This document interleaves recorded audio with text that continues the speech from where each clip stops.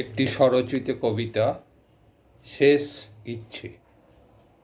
মন বলছে এবার আমার যাবার সময় হলো। সজ্ঞানেই লিখে রাখছি তাই মনের ইচ্ছেগুলো। কিছু কাজ করো তোমরা আমার মৃত্যুর পরে, সব কিছু খুঁজে দেখো ভালো করে আমার হাট খোলা ঘরে। যেমন যেমন লিখে রাখছি সেভাবে যা কিছু পাবে প্রতিটি জিনিস বিলিয়ে দেবে।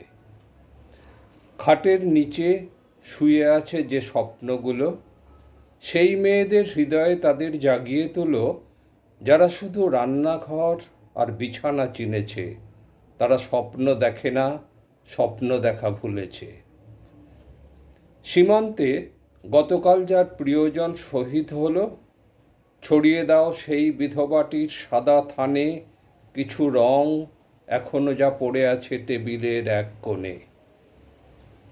এখনো দেরাজে মান সম্মান যেটুকু পড়ে আছে, বিলিয়ে দিও তার সবটুকু গণিকা মেয়েটাকে, যে রাত ভোর বৃষ্টিতেও তার শরীর বেচে চালাচ্ছে পড়ার খরচ, মানুষ করছে ছেলেটাকে।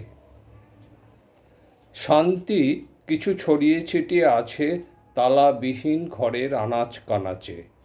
পারো যদি কোনো বৃদ্ধাশ্রমে দিও পৌঁছে, যেখানে অনেকের বাবা মা আছে, যাদের সন্তানরা ইচ্ছাকৃত হারিয়ে গেছে স্বদেশ কিংবা বিদেশের প্রলোভনের প্যাঁচে।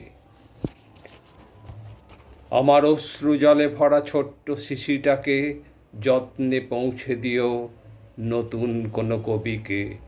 চোখের জলের প্রতি ফোঁটায় জন্ম নেবে কবিতা, নতুন কলমে বিন্দু বিন্দু বেদনায় ফুটে উঠবে সবিতা।